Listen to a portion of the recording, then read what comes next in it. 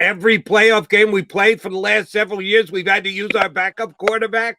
He has been reserved at taking shots at Carson Wentz since he went out the door, but kind of took one yesterday. What do you make of that? I found it pretty interesting. I mean, Carson, obviously with the injury history and everything, they've had to use their backup quarterbacks. But I mean, I think that's a general statement around the NFL. I mean, if you don't have a good backup quarterback and your starter gets hurt, you're pretty much sunk. I mean, look. Hey, Eagles fans, if you're a subscriber to the JAKIB Media YouTube channel, you are already registered to win a pair of season tickets for the upcoming season. That's right, you could win a pair of season tickets for the upcoming 2021 season just for being a subscriber. If you're watching and you're not a subscriber, do it now. Subscribe to the JAKIB Media YouTube channel right now. What do you need to do? Subscribe right now.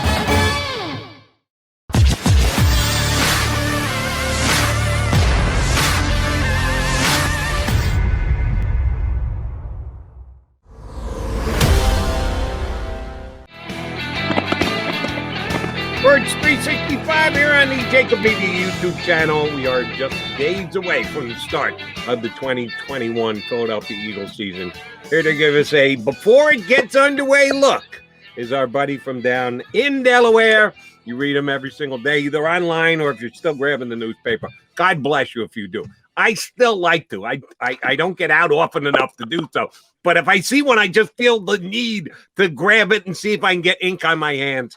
Our buddy Martin Frank from the Delaware News Journal here with us on Birds 365. How are you, Martin? I'm doing all right. How about you guys? Great to be here, as always. Yeah, thanks for joining us, Martin. And for those who don't, Martin lives in Pennsylvania, by the way. Don't give him that Delaware cred anymore, by the way. But now he's obviously, shush about that. I do want to talk about, obviously, week one, very big week. Martin Frank, the initial game in the Nick Sirianni era.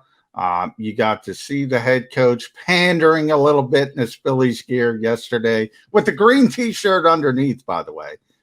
Nick should have let that out. But your thoughts on this opening game and going down to Atlanta against another rookie head coach, and the fact that Nick has talked about this uncertainty, he thinks he has an advantage. Well, all of a sudden he's going to face a rookie head coach with, in theory, an advantage. Yeah, it's going to be interesting because I don't think we really got a chance to see what Nick Sirianni has in store. I mean, during the whole preseason, I mean, most of the starters barely played, if at all. And when they did play, I mean, everything was kept pretty close to the vest. It was very basic. You didn't see Jalen Hurts running around, design runs or RPOs or anything like that. You didn't see Miles Sanders as a receiver. You barely saw Miles Sanders at all. And, you didn't see a whole lot from the wide receivers. I think Devontae Smith played one half of the second game. He had a couple balls thrown his way, but, very basic type of patterns and stuff. So yeah, I mean, Nick Sirianni's wanting to keep that element of surprise going in the first game, and, he has. But, after Sunday, everybody has the same tape. Everybody knows what he's going to be about and stuff. So, the element of surprise might last one game, but that's about it. After Sunday, everybody will have a pretty good idea of what Nick Sirianni's offense and defense, under Jonathan Gannon will look like.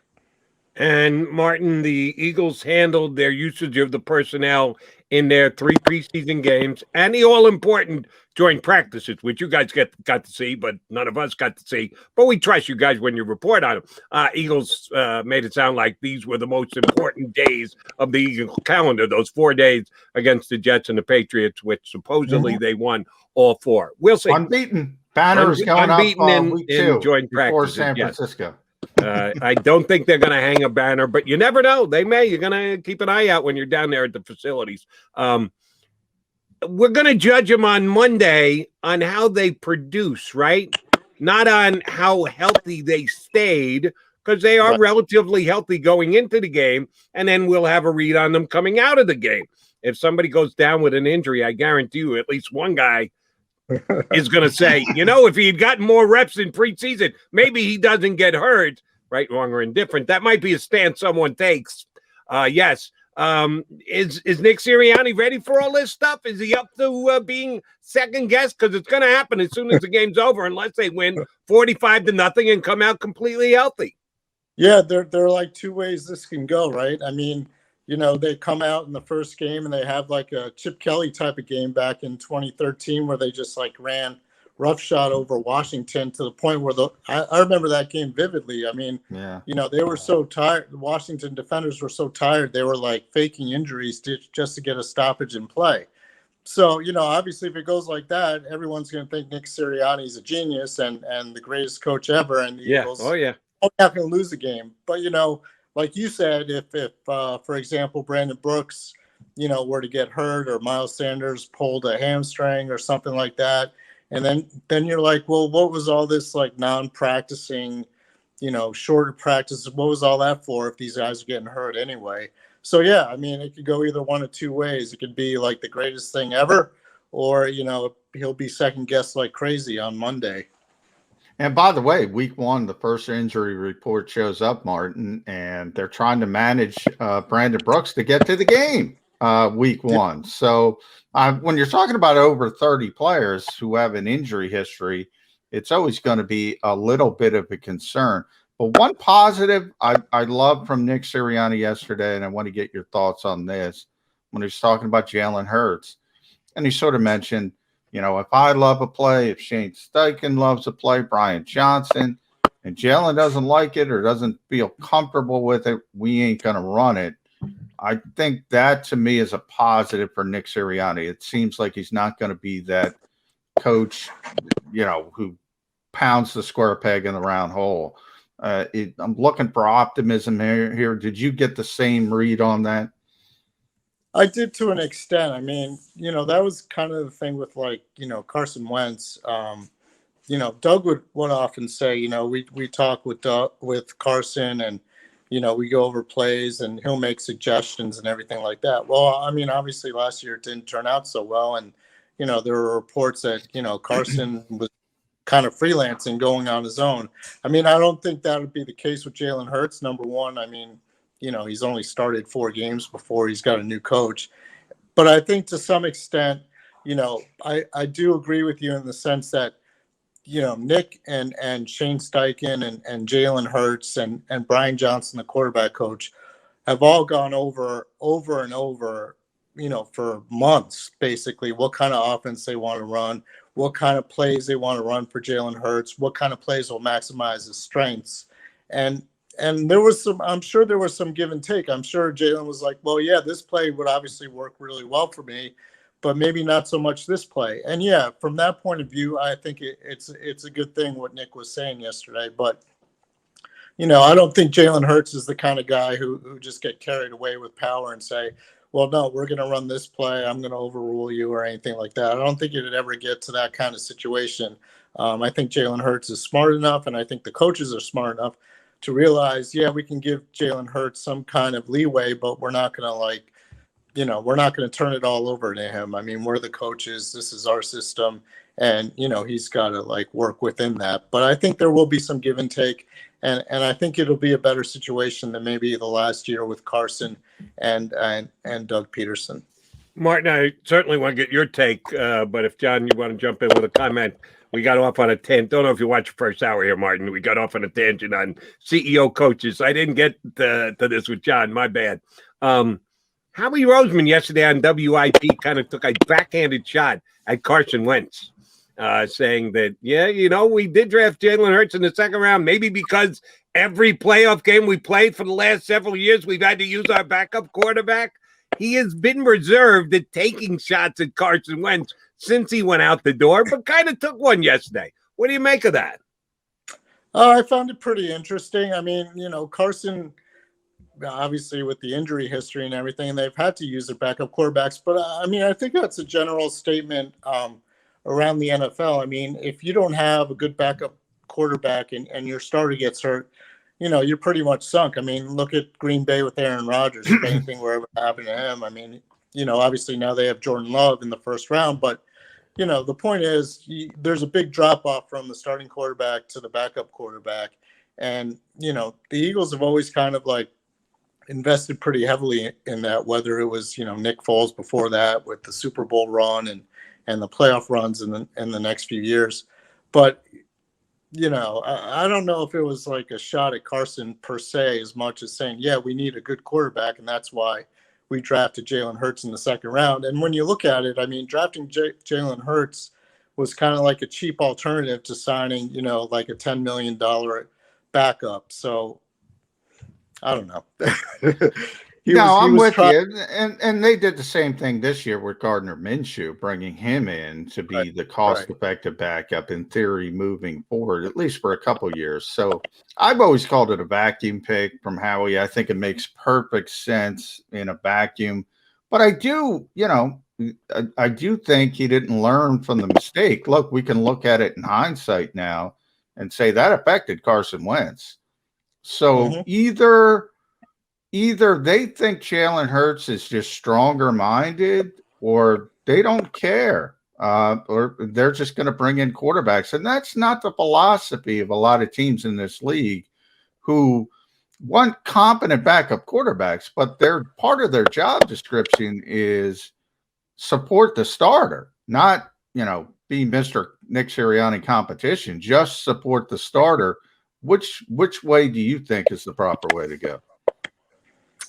I would say support the starter. I mean, you want a guy like, for example, Joe Flacco, to come in and be able to like mentor Jalen Hurts in a sense, give him pointers and stuff like that. That's why, like, Chase Daniel is still in the NFL. He's thrown maybe 10 passes in his career. He's business Hall of Famer. Our friend Andrew Brandt would call him. Yeah, business. Yeah, he's made like $100 million or something like that in his career and thrown maybe 10 passes. I mean, I'm probably exaggerating a little bit on those numbers, but it's not far off. I mean, and the reason why coaches love him is because he supports the quarterback. He's like an extra quarterback coach in the room, and I'm not saying that's always the best thing, because obviously if Chase Daniel has to play, your season's pretty much over. But at the same time, I mean, you look at the starters that he's been with, and they've all gotten better under his tutelage.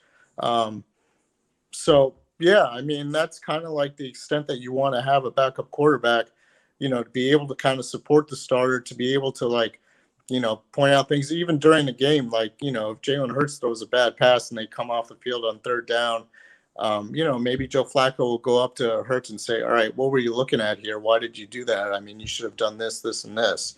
I mean, and sometimes that has a lot more effect than let's say it's coming from a screaming quarterback coach or offensive coordinator saying, totally missed the play, Yeah. So I think there's some value in that, definitely. Here's where this is the second time I'm going to play NFL team owner today. I did it now in the one with John. I'll do it again.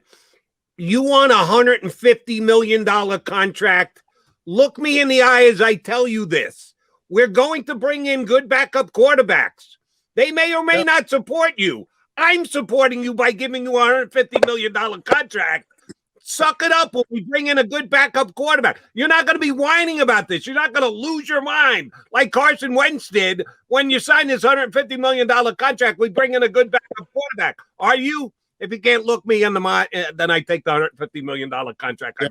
I mean, that's probably one of the most stunning things that happened last year. I mean, just the way, it was obvious it affected Carson Wentz, and it was obvious that it kind of led to his downfall.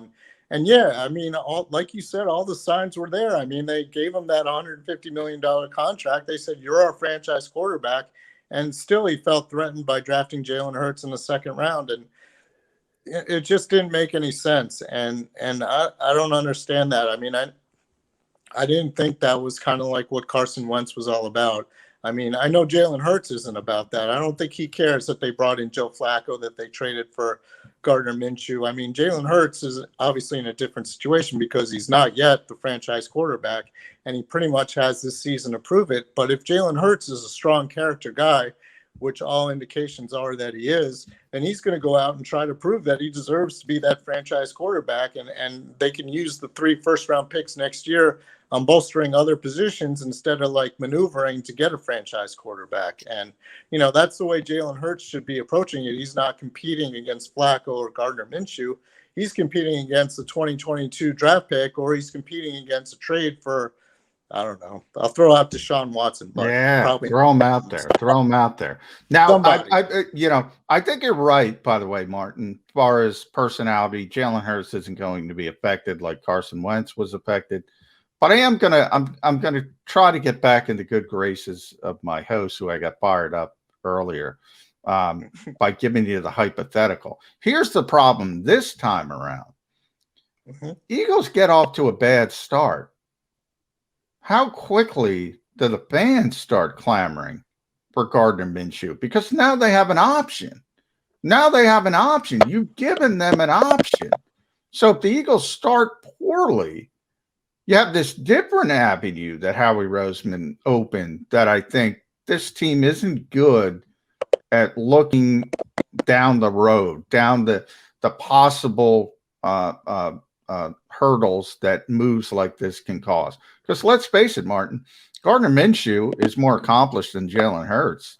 He's the guy with the stats of the passer rating and the touchdowns, granted on a bad football team. But fans aren't going to put that context in there. They're going to say, we got a guy here who proved he can play a little bit. So if we're 0-4, say, does that start?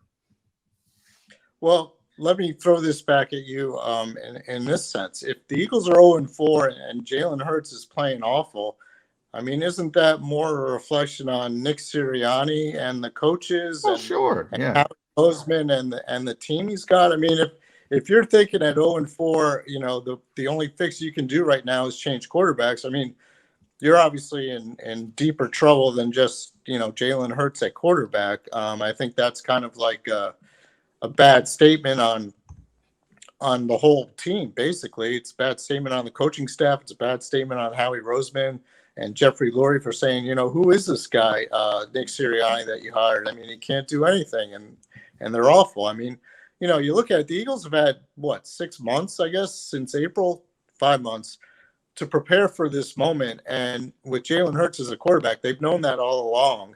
And if they can't come up with some kind of plan to make him effective, then that's on them. I mean, Gardner Minshew is not going to be the answer. If they're 0-4, No, I agree. And out Jalen Hurts and But putting in Gardner Minshew, well, they're real not gonna quick, be 4 Martin, for weeks. Yeah, real quick though. Here's the problem. You could be 0-4 and not be terrible. If you lose that first game to Atlanta, that's the winnable game. You have San Francisco's a good football team. Dallas, we don't know, but it's on the road. And then who's week 4? Is that Kansas City or no? Kansas City's 5. Who Tampa Bay is week 4. Oh, there you go. So good luck against the Bucs. We could be 5 weeks at Kansas City on top. That's a really difficult early part of the schedule if you don't get things done in Atlanta. So you can, in theory, play pretty well and just lose to good football teams, exception of the Falcons. And people will still be clamoring because there's another option, is what I'm trying to say. Or am I overstating that? you might be overstating it at 0-4. I mean, if it's 0-8, I think that's a different story. But I think, like you said, I mean, the schedule's pretty tough at first, and I think the Eagles are a team where they're going to play better as the season goes along. I mean, it might be a rough start for them, but, they finish up with the 5 NFC East games, division games, and, they might not have a very good record going into like November and December.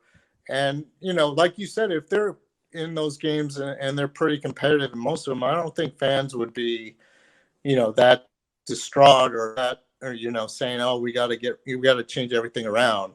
But at the same time, I mean, if they're getting blown out pretty early, if they lose to Atlanta and then come home and get blown out by San Francisco and then, go to Dallas for that Monday night game, and you're looking at 0-3, and 2 of those games have been pretty non-competitive. I mean, there are going to be some questions, obviously, and they got to make some kind of adjustment in that case. But if it's competitive and stuff, come back, and then they have like Kansas City and Tampa Bay, both games at home, both against Super Bowl, the Super Bowl teams from last year. I mean, I don't think people are expecting a big win. Although I think isn't Tampa Bay game's on a Thursday night, and Tom Brady on a short week.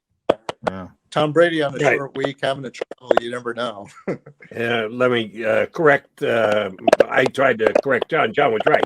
Kansas City is the 4th game. Tampa's the 6th game. So, yeah, if they're 0-3, but they lose 34, 30, 37, 34 to Mahomes, are you going to get Jalen Hurts out of there? He's 0-4. What are you talking about? He threw 4 touchdown passes. He almost went mano-a-mano with Mahomes. He lost the game. So there's more to it than just the record. That's the number one determining factor, but there are other factors as well. One other thing, sounding like Bob Groats here, the Delaware competition. He really did go 0-8, John. Martin went 0-8. Groats is our favorite. He sees the doom and gloom of the season coming this year. Let me hit you with a hypothetical. Oh, tell me Martin's not freezing on us. All right, still there. Hypothetical. We'll use the numbers 11-6. If the Eagles are 11-6 at the end of the season, the main reason why is going to be what, Martin? What is going to kick in? What's going to be good for the Eagles? Eagles are going to be 6-11, and it's going to be a long season again. The main reason is going to be what? What do you see as the major determining factors, upside, downside to the Eagles season? So we got Wi-Fi. You were kind of breaking up a little bit. So what would be the determining factor if they go 11? Working on 11-6, 6-11. Either 6-11 or 11-6. What's the reason that it's going to go real well for the Eagles? What's the factor that's going to push them down to another poor season at 6-11? All right. I would say what would go well would be Jalen Hurts and the wide receivers like Jalen Reagor takes off, Devontae Smith takes off, and you have really good, there's really good and the offensive line as well. But 6-11, that means there are a lot of injuries. The schemes aren't very good. Jalen Hurts isn't running well. The defense is terrible, and you start questioning, Jonathan Gannon as defensive coordinator. A guy's 35 years old. What does he know? Why didn't they hire like a Jim Schwartz or even like Atlanta has with Dean Pease? A veteran type of guy who knows the defense. So all those things, it could go one way or the other. I mean, you could look at this coaching staff as being a genius if they end up finding a way to go 11-6, or you can look at them being overmatched if they go 6-11, and you got to get yourself a new quarterback next year. All right, Martin, we got to talk about the Falcons a little bit. And read Martin at DelawareOnline.com. Make sure you check out his coverage in advance of week 1.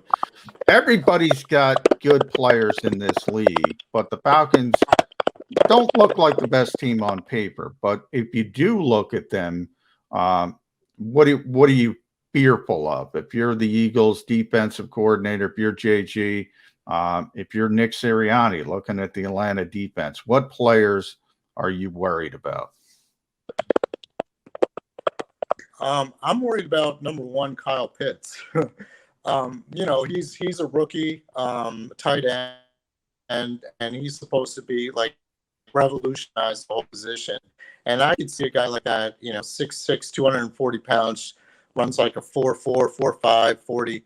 I could see him just terrorizing the middle of the Eagles defense. I mean, I think he's going to be a tough guy for the Eagles to contend with. And you got a quarterback in Matt Ryan who, can pretty much make any throw. I mean, there isn't the element of surprise at the Falcons with Jalen Hurts because Matt Ryan doing it for so long, and he's one of the best to do it for so long. So what you're going to get from Matt Ryan. You're going to get a pretty darn good quarterback.